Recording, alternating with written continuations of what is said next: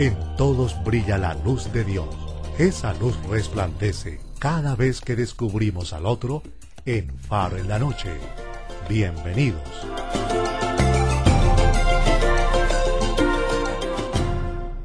Queridos amigos del canal Cristovisión, me alegra mucho comunicarme con ustedes a través de este programa, Faro en la Noche.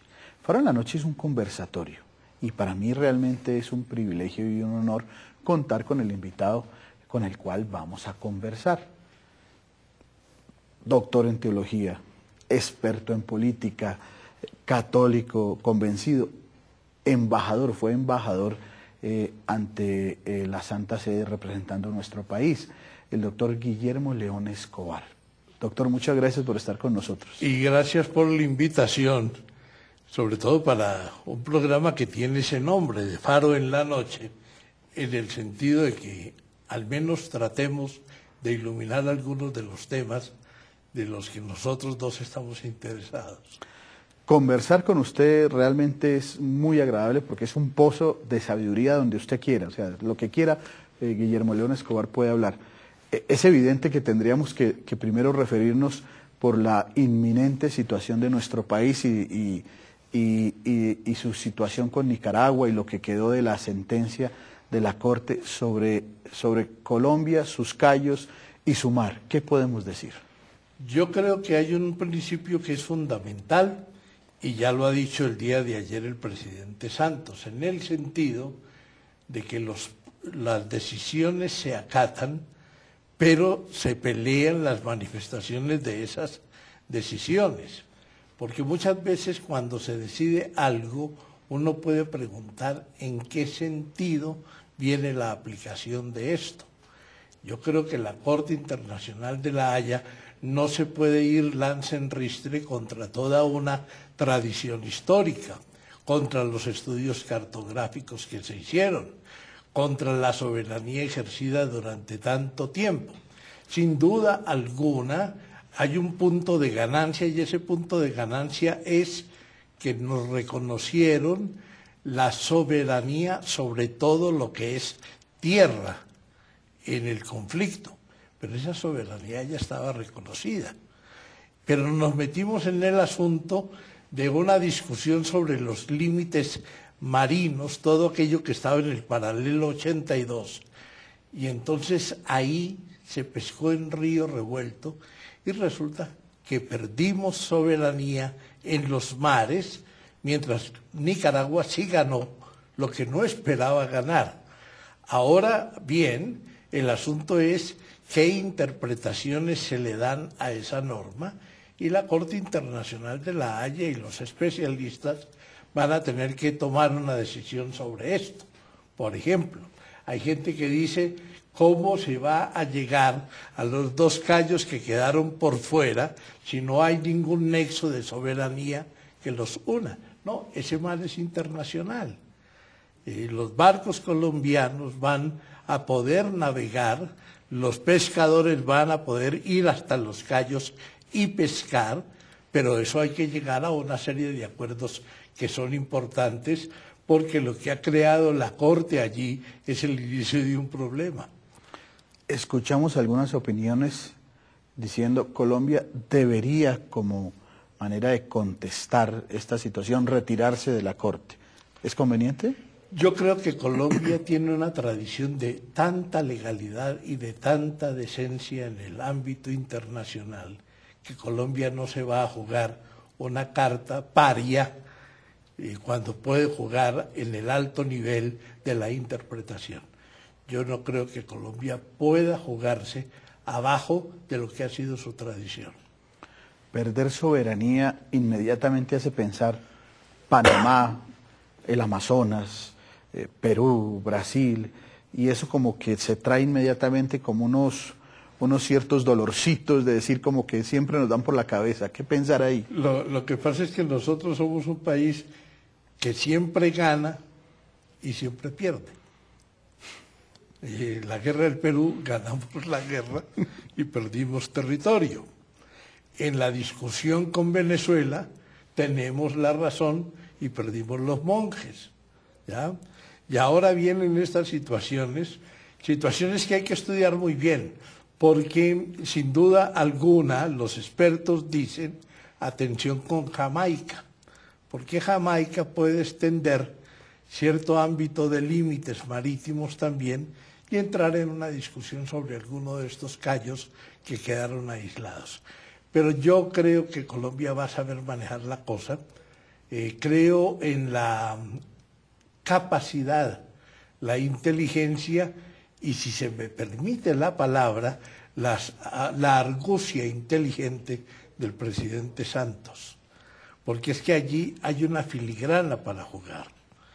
Los expertos que trabajaron por Colombia fueron excelentes expertos los colombianos, pero todos ustedes saben que estaban asesorados por una serie de juristas, de abogados que no son colombianos, y habría que preguntarse si en las facultades de Derecho Internacional nuestro hay las personas capacitadas para dar ahora las peleas jurídicas que se vienen, que serán de largo aliento y de largo tiempo. Esto significará que el ejercicio diplomático acerca de la soberanía en nuestro país podría volverse muy vulnerable por esto que sucedió, o requerirá entonces que nuestros diplomáticos sean un poco más fuertes en el tema de la soberanía. En el tema de la soberanía es necesario entender, por ejemplo, que los mejores embajadores tienen que estar allí donde están los límites del país. Cuando uno es embajador, por ejemplo, en Roma o en Francia, puede serlo de una manera diferente, pero cuando se está en Panamá, en Venezuela, en el Brasil, Ecuador, Perú, se tiene que tener una gran capacidad en la aceptación de lo que son las realidades geográficas y qué peligros pueden surgir de ahí. De manera que esos son embajadas para grandes especialistas. El presidente Santos ha hecho una buena tarea en el sentido de empezar a colocar gente supremamente capaz en cada una de las embajadas. ¿Por qué? Porque hoy día, de época de la globalización, tenemos un asunto muy importante, y es que las cosas de adentro se resuelven también afuera y las cosas de afuera se matizan desde dentro. Ese planteamiento nos lleva inmediatamente a pensar en los diálogos de paz, la presencia de Oslo, Noruega, Cuba, la presencia de la guerrilla muy mediática con sus posiciones, hacen que el tema que nosotros pensamos, diálogos de paz, sea interpretado en el exterior como más bien una necesidad de que, una presión del mundo para decir, gobierno, arregle esto, porque estos son insurgentes y nada más. Yo creo que hay dos cosas que han cambiado. Ayer, coincidencialmente, se da el fallo de La Haya y se da el inicio de lo que van a ser conversaciones. A mí me gusta esa palabra porque no son diálogos. No son diálogos, son conversaciones. Y la conversación tiene como esencia, usted me dice qué está pensando, yo le digo qué estoy pensando, y nos ponemos de acuerdo en qué podemos pensar juntos. De ahí, por ejemplo, que no se vaya a discutir, y eso ya quedó claro, ni la concepción política del país, ni la economía del país, sino aquellos factores que pueden propiciar una pacificación, así sea parcial, de una nación en conflicto desde hace 60 años. Hay un asunto que es muy interesante, y es la comparación en las cocinas nuestras. Se usa la comparación de las ollas pitadoras. Cuando la olla comienza a hervir, el pito comienza a bambolearse de tal manera que la señora que tiene una gran experiencia, o la muchacha del servicio, la cocinera, traen una cuchara y se la colocan junto al pito, lo levantan y sale una cantidad de vapor, luego lo quitan y sigue cocinándose lo que está allí dentro. Con mucha inteligencia yo creo que el presidente Santos ha hecho de esto la cuchara que se coloca para que se desahogue la olla, para quitarle el vapor, la presión, porque Santos lo que tiene que hacer es mostrarle al mundo la no legitimidad de la guerrilla. Fijémonos, por ejemplo, que el juego está entre legitimidad y no legitimidad. Santos acepta toda la parte inicial del juego, le pone la cuchara del inicio de las conversaciones, la guerrilla responde con los 2 meses anunciados de tregua, que es buscando hacer el contrapeso de la legitimación que va obteniendo el presidente Santos en su política internacional. Sin duda alguna, el mundo está dividido con respecto a nosotros. Hay una parte muy importante del mundo que dice: estos señores de la guerrilla son narcoterroristas o son terroristas. Y hay otra parte del mundo que dice, y ayer lo escuchaba no más en la televisión española, que dicen: no, lo que pasa es que estas personas están recuperando a nombre de los inválidos del país un sentido de justicia y de equidad. Eso es para mí lo que se juega en La Habana. Y será un éxito de todas maneras para Santos, así en el mes de febrero o marzo tenga que decir no va más, pero ya jugó la partida, ya descongestionó la olla a vapor de la presión política y deja deslegitimada la guerrilla. De una u otra manera, esta posibilidad de que el gobierno se siente a dialogar es decirle: nosotros ya pusimos nuestra parte, les toca a ustedes. Ya les toca a ustedes, porque fíjate que hay una posición interesantísima, y es esta. Ustedes declaran que hay un cese al fuego. Nosotros, la institucionalidad no puede aceptar parar las acciones militares. No, porque es que ya vienen ellos desde una deslegitimación en donde no sabemos cuántos son los secuestrados, quiénes han muerto en el secuestro, cuántos son los extorsionados, etcétera. Entonces nosotros nos mantenemos en confrontación, y esa tarea la está haciendo muy bien el ministro de Defensa, y yo creo que el comandante general de las Fuerzas Armadas, Alejandro Navas, están manejando muy bien la situación juntamente con el general Mantilla. En el asunto de que yo no puedo jugar con usted al ajedrez, la guerrilla está intentando jugar con las blancas. Yo muevo la ficha blanca para obligarlo a usted a darme una respuesta en esa apertura. Y me parece muy bien de que la respuesta no fue confrontar las dos peonías, sino que el gobierno tiene su propio esquema para jugar, y vamos a ver cuál de los dos esquemas se impone. Estamos con el doctor Guillermo León Escobar. Seguiremos conversando con él en Faro en la Noche. Ya volvemos. Bueno, con el doctor Guillermo León Escobar podemos hablar de muchísimas cosas, porque realmente es un analista catedrático, experto de muchos temas, pero uno que nos mueve mucho y que siempre mueve mucho al mundo es el Vaticano. El Vaticano es todo un mundo interesante, del cual usted fue embajador en nuestro país, representó a nuestro país. Ser embajador en la Santa Sede, en este mundo donde se han escrito tantos libros, muchos de ficción, otros ya pues de realidad. ¿Cómo es esa experiencia, embajador? La experiencia es supremamente interesante si uno tiene la capacidad de dejarse sorprender. Y por ejemplo, ahora, hace apenas unos días, se posesionó Germán Cardona. Y Germán Cardona va a ser un excelente embajador, porque es una persona que todavía le da beneficio a la posibilidad del asombro. Cuando uno se asombra, tiene respuestas, genera respuestas. Cuando uno ha perdido la capacidad del asombro, pues tiene un problema muy grave, y es buscar en la rutina qué es lo que hay que responder.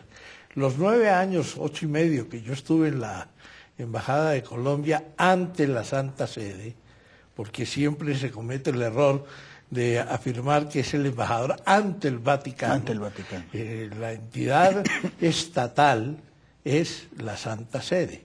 El Vaticano es el habitáculo de edificios, de casas, etcétera, que hay allí, pero se es embajador ante la Santa Sede, que no es un problema solamente de concordato, no es un problema solamente de ser la correa de transmisión del pensamiento de la Iglesia a la nación que uno representa.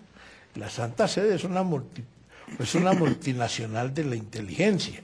Si usted tiene la capacidad de lograr meterse en los vericuetos intelectuales, sociales, económicos del Vaticano, pues indudablemente allí, ya en el área vaticana, se encuentra la Pontificia Academia de la Vida, donde se discuten esos grandes problemas de cuándo comienza y de cuándo cesa la vida, problemas como los que se discuten hoy día de la eutanasia, del aborto y de todas estas cuestiones.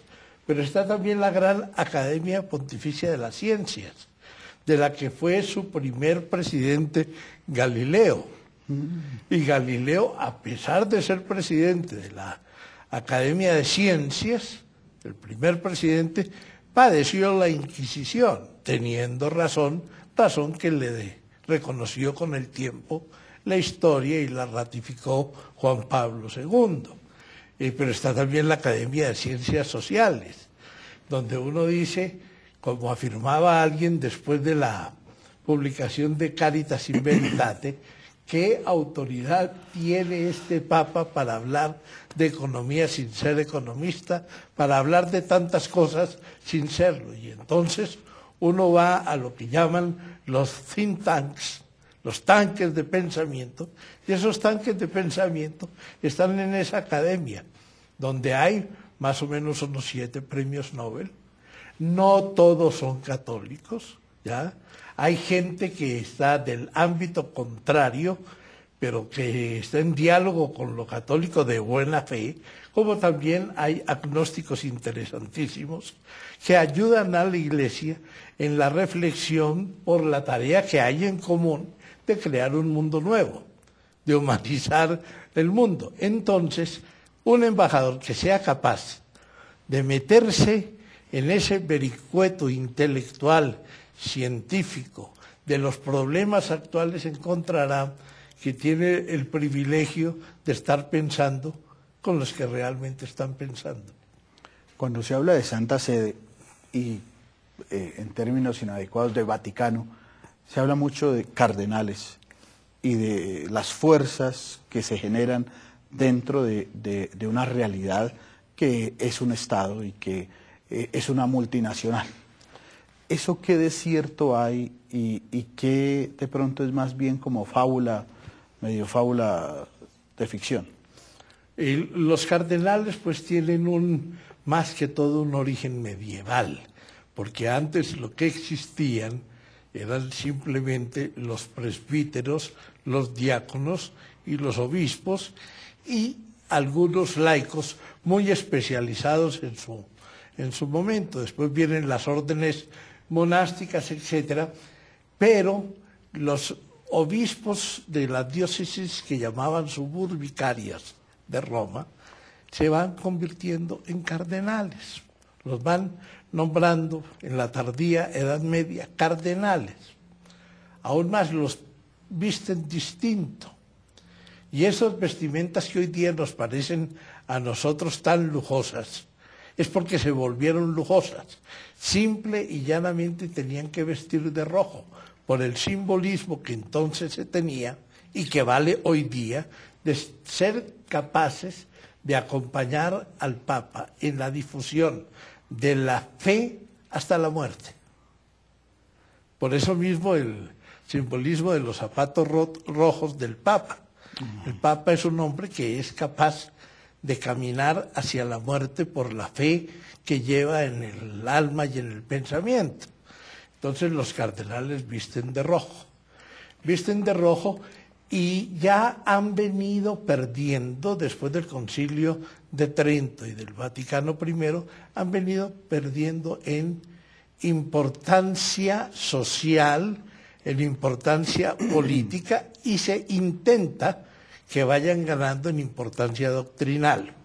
Hay muchas anécdotas del Papa Juan XXIII, cuando le dijeron de las dimensiones que tenía la cola de la capa de los cardenales, de los arzobispos, de los obispos, porque en el mundo común y corriente, y también en el de la Iglesia, porque no dejamos de ser los mismos seres humanos vanidosos, pero a la vez humildes, ricos, pero a la vez pobres. En ese juego de contradicciones, entonces Juan XXIII dijo, eso es una anécdota, no sé si sea cierto, díganles que vayan sin la cola, porque por eso se hablaba de la cauda cardenalicia, que tenía una dimensión enorme. Es lo mismo que cuando se les cortaron las ínfulas a las mitras. Las ínfulas son esas dos cuerdas que pasan por la parte de atrás, y entonces por eso la gente hablaba de darse ínfulas, porque la persona era muy importante según la dimensión de la ínfula.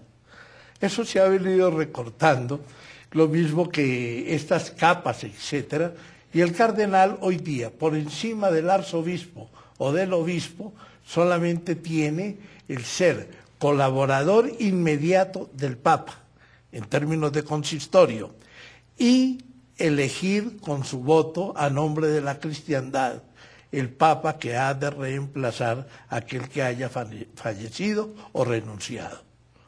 De manera que ese es el oficio de los cardenales, y nosotros contamos ahora, después de haber pasado de una Colombia que tuvo 3 cardenales activos, a quedar ahora en una excelente representación con Rubén Salazar, el arzobispo de Bogotá, como único cardenal activo de Colombia, porque Darío Castellón y Pedro Rubiano conservan el título, pero ya no tienen voto en el cónclave.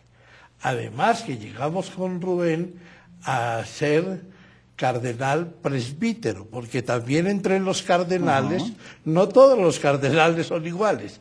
Hay cardenales diáconos, que son los que le ayudan al Papa en el manejo como los ministros de Estado. Hay cardenales presbíteros, como es el caso de Rubén Salazar, que tiene una arquidiócesis o una diócesis para el manejo pastoral, y hay 6 cardenales obispos, que son aquellos que repiten en la historia los suburbicarios, es decir, los que le ayudaban al Papa en el manejo de la ciudad de Roma. En este momento los cardenales obispos sería quien, el secretario de Estado. En este momento está el secretario de Estado, que es cardenal obispo, está el antiguo emérito del clero, el cardenal Re, por ejemplo, todos ellos, el cardenal Sodano, que fue secretario de Estado, también es un cardenal obispo. Es como en los militares, hay de un sol, de 2 soles y de 3 soles, y el cuarto es el Papa, que indudablemente brilla con la plenitud de la misma luz. Ahora con este planteamiento de nuestro nuevo cardenal, siempre vendrá la pregunta, ¿algún día tendremos un Papa americano, latinoamericano? Yo todavía no creo que la Iglesia esté en la capacidad de mirar fuera de Europa. Ya dio un paso muy importante cuando hizo de Wojtyła un Papa venido de detrás de la cortina de hierro. Eso es un paso enorme. Pero para que haya un Papa latinoamericano, o un Papa asiático, o un Papa africano, o un Papa norteamericano, se va a necesitar todavía que la fruta madure un poco más. No es que se diga no, sino que los tiempos todavía no han llegado a su plenitud, a no ser que el Espíritu Santo esté pensando otra cosa.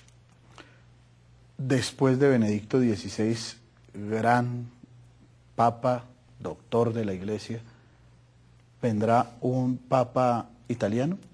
Yo creo que va a ser un papa italiano, es decir, de lo que yo alcanzo a olfatear o a anhelar, será un papa italiano, pero que tendrá un perfil absolutamente diverso, porque sin duda alguna el Papa Benedicto XVI, con toda esa gran capacidad que ha tenido, ha organizado la parte doctrinal de la Iglesia. No hay que olvidar que es el autor del catecismo, la parte doctrinal de la Iglesia. No hay que olvidar, por ejemplo, que es coautor de aquella gran encíclica de la fe y la razón, que es un encuentro, es salir al encuentro del mundo contemporáneo sin darle gabela, sino a la confrontación dialogada con un mundo que plantea preguntas, desafíos, que tiene indudablemente la tranquilidad de colocar los problemas en evidencia, y la Iglesia tiene que prepararse para responder. Por ejemplo, en este gran mundo hemos tenido el relativismo de la Revolución del 68 de Daniel el Rojo, que fue la respuesta de un mundo filosóficamente en desacuerdo con la Iglesia a lo que planteó el Concilio Vaticano II. Y el que dio la pelea, el único que dio la pelea, siendo profesor en la Universidad de Bonn, en la de Münster, en la de Tübingen, en la de Ratisbona, fue Joseph Ratzinger. Entonces es el que está contestando, por eso en todos los documentos aparece que él coloca el relativismo como la gran pelea. Entonces esta parte doctrinal ya quedó, como quedó con Juan Pablo II, el colocar de nuevo a la Iglesia en el mundo de las comunicaciones, en el mundo en donde la Iglesia se hizo visible, como sucedió con Pablo VI, en el gran juego entre las realidades temporales y las realidades espirituales que había planteado Gaudium et Spes, e indudablemente con la apertura que señaló Juan XXIII.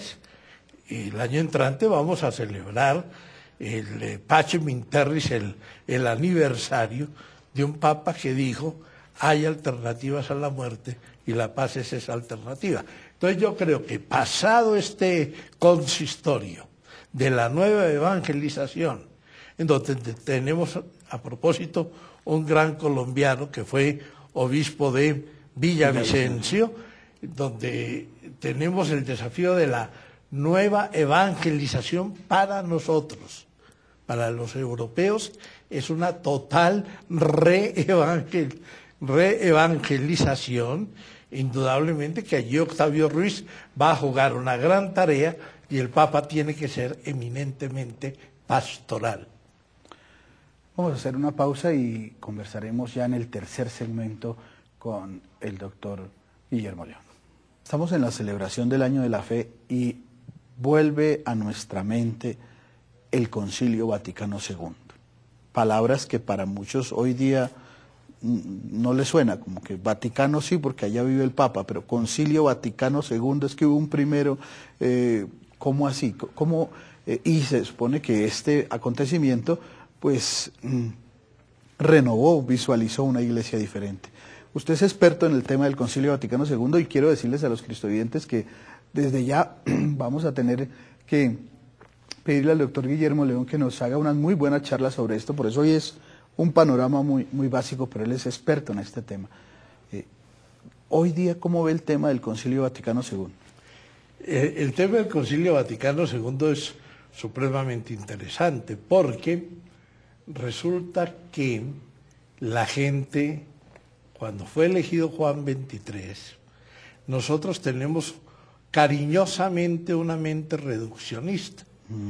Y dijeron, se nombró un papa viejito, gordito, bonachón, buena gente, que no tiene urgencias para nada, qué bonito el papa, pero olvidaban que detrás de ese viejito había un especialista en política, un gran embajador, un gran diplomático, que lo había sido en época de la guerra en países de vínculo musulmán, que fue el que arregló en definitiva las relaciones después de la guerra entre la Francia de Gaulle y la Santa Sede, de que había sido un hombre luminoso en los estudios de historia.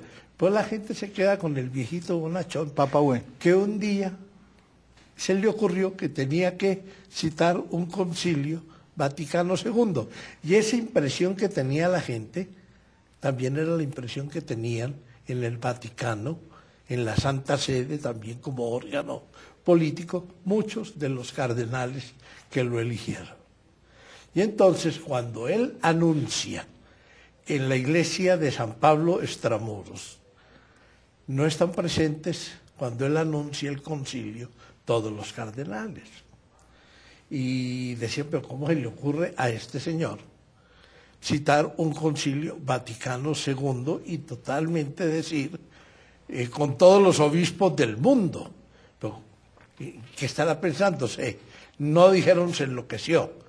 Pero cuando él habla en la parte ya conventual de aquella basílica dedicada a la tarea del ecumenismo, todavía los escandaliza más. Les dice un concilio vaticano en donde participen absolutamente todos los obispos del mundo. Es el primer concilio en donde participan 2000 y pico de obispos del mundo, citados sin color y sin idioma, sin raza ni nada de esto. Segundo, les dice un sínodo para la ciudad de Roma. Y tercero, la reforma del Código de Derecho Canónico. Dijo, este señor se enloqueció. Tan se enloqueció que el único periódico que no anunció y que no transmitió al día siguiente la citación del concilio fue el periódico del Papa, el Observatore Romano, porque dijeron, imposible. Todos los demás periódicos de Roma, de Italia, se hicieron lenguas con el concilio. Y Vaticano II, con eso declaraba cerrado el concilio Vaticano I, porque nadie lo había cerrado. Ahora, ¿que fue una ocurrencia? No, señor, no fue una ocurrencia. Después del Pío IX, en el concilio habían pensado en continuarlo Pío X. Pío XII clamaba por la continuación del concilio Vaticano I. Y lo que le decían los cardenales, cuentan las anécdotas, es ¿para qué va a citar usted un concilio si ya se le dijo a usted que usted era infalible? La infalibilidad elimina una posibilidad de un concilio. Y Juan XXIII parece que les dijo, lo que hay es que definir la ruta de esta barca de Pedro con un mar que es distinto al mar de la antigüedad, de la Edad Media. Aquí hay que tener un faro, para también un faro en la noche de una iglesia que se renueva. Es decir, cuáles son los desafíos que nos está planteando una realidad mundial.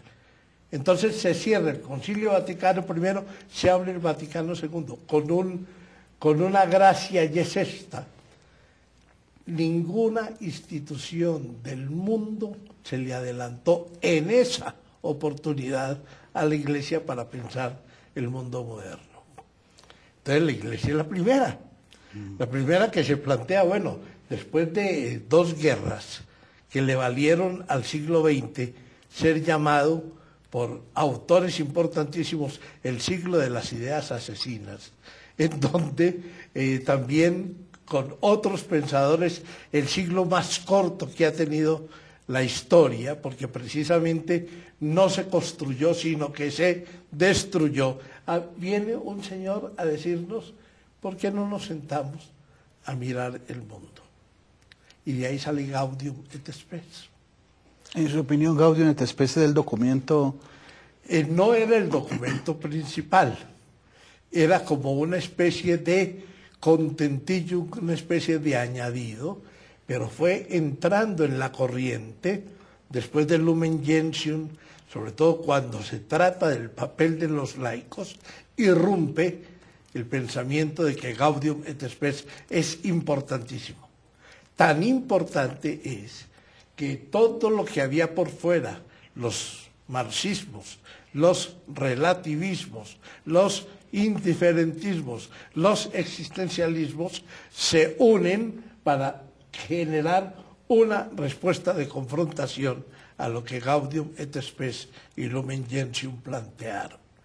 Y entonces viene la gran disputa que todavía dura hoy día. Nuestro confrontante es el relativismo, el del prohibido prohibir, el de la eliminación del temor de Dios, el de la ausencia de la culpa, el de la relatividad de la verdad, que es precisamente la temática de la nueva evangelización.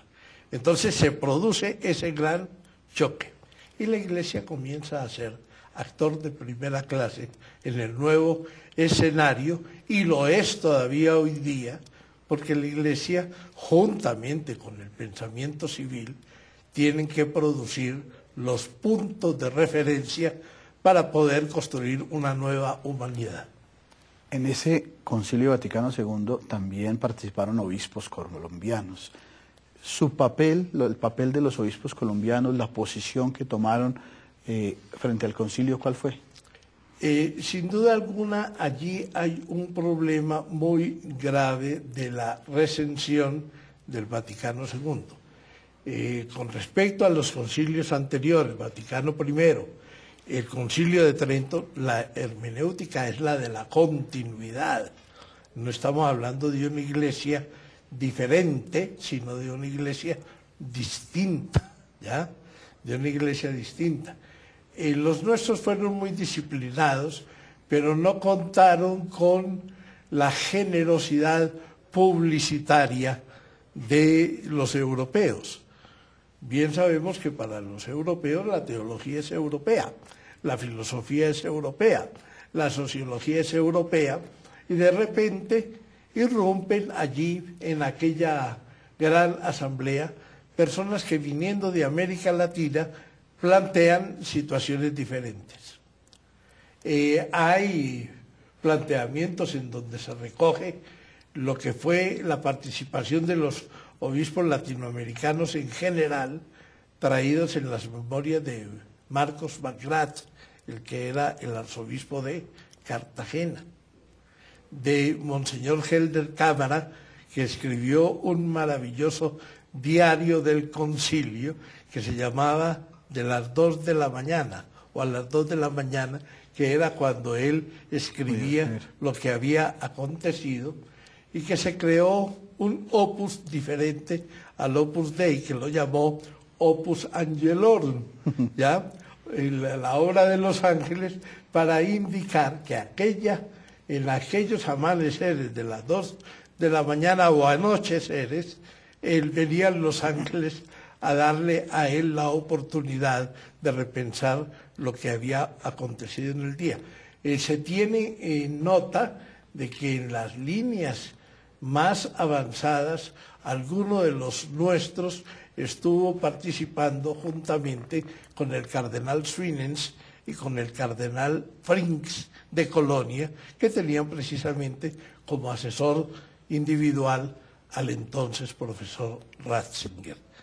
Pero que fueron importantes sobre todo por una cosa: la disciplina del concilio exigía que se leyera, que se pensara, que se discutiera, que se votara y que se aprobara o improbara lo que se pensaba sobre cada tema.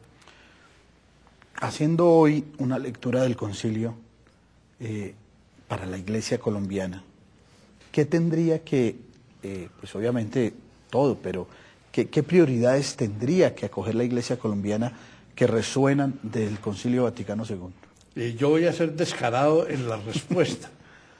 Lo primero que habría que aconsejarle, no solamente a laicos, sino a presbíteros, no solamente a presbíteros, sino a obispos, por eso lo atrevido y demás, es volver a tomar el libro que tiene las conclusiones y los documentos del Vaticano II y leerlos.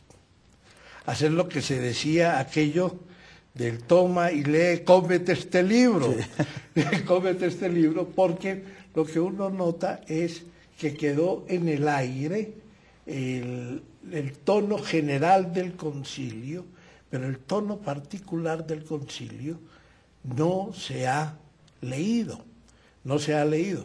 Muchas veces nos ilusionamos, mira que tal autor escribió una cosa tan importante, y eso ya está en el concilio. Le voy a decir una cosa que es para mí interesante. Hay gente de fuera que conoce más el concilio que nosotros, los de dentro. Porque los de dentro decimos el Concilio Vaticano II. Y lógicamente, con un gran afecto por la Iglesia, nos iluminamos cuando decimos el Concilio Vaticano II. Pero yo he conocido gente del ámbito agnóstico que conocen mejor el concilio. Miren, en Roma hay un teatro que se llama el Teatro Sistina. En ese Teatro Sistina, 1 o 2 veces al año se daban cita un señor Flores d'Arcais, un gran agnóstico, para conversar, como lo estamos haciendo usted y yo, o como lo pueden hacer las personas que van a tratar a fondo un tema, a conversar con un cardenal sin pretensiones, que en ese entonces era el presidente de doctrina de la fe, el cardenal Ratzinger. Había una mesa así, se sentaban ellos detrás de la mesa con un gran público, no cabía una persona más a conversar de asuntos teológicos, de asuntos de Dios, y Arcais te hacía las referencias más importantes sobre aquello que uno decía, pero ¿cómo dice este tipo estas cuestiones? Y eran tomadas del Concilio Vaticano II. Naturalmente que le estaba tratando con uno de los grandes expertos de ese concilio que trabajaba al lado del cardenal Fritz. Yo lo primero, que volvamos a leerlo en el sentido de comerlo, de meditarlo. En segundo lugar, de entender que la Iglesia está en misión permanente. Esa misión permanente, que dentro de esa cuerda nos enseñó Aparecida, que hay que hacer una misión latinoamericana en el sentido de volver a proponer a Jesucristo como, no como una posibilidad, sino como la esencia de la fe, porque el asunto nuestro no es creer en algo, sino creer en alguien. Y ese alguien es el que transita a través de los documentos del Concilio Vaticano II, cuyos resultados no son solamente que el Padre dice la misa en latín, que el Padre no está mirando para allá, sino que está mirando a los fieles. Y se le empieza a uno a agotar el Concilio Vaticano II, cuando la riqueza es insondable, y mientras para nosotros es un incunable, para las otras personas que están por fuera es un elemento de inspiración, aún para la organización de otras iglesias, como lo hizo, por ejemplo, en el ámbito del Consejo Mundial de Iglesias, el protestante teólogo Oscar Cullmann. Usted suele escribir muchos libros y muchos escritos sin ser curioso. ¿Qué se espera que está escribiendo ahora? Ahora precisamente estoy escribiendo un libro sobre el Concilio Vaticano II, en orden al detalle porque indudablemente cuando yo hablo de el tolle et lege come del librum istud, que cuando uno va a comer tiene que diseccionar lo que va a comer. Uno no se puede echar bocados supremamente grandes, sino aprender a presentar la metodología del concilio de tal manera que sepamos qué hoja viene de qué raíz. Yo en eso soy radical, en el sentido de que uno no puede admirar la belleza de la hoja si no ve la plenitud de la raíz que la genera. Entonces estoy escribiendo un libro sobre el Vaticano II para no caer en aquello de tener que escribir qué hice yo en el Vaticano siendo embajador ante la Santa Sede, que me resultaría algo así como una vaticanería, ¿ya? Y en eso no quiero caer.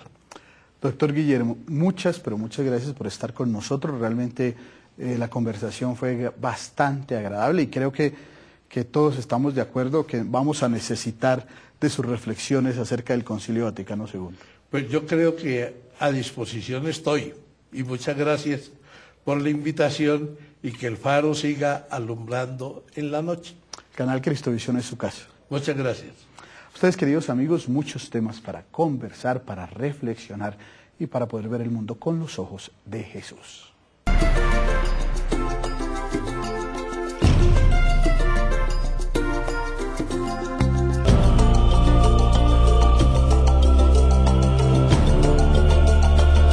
En todos brilla la luz de Dios. Esa luz resplandece cada vez que descubrimos al otro en Faro en la Noche.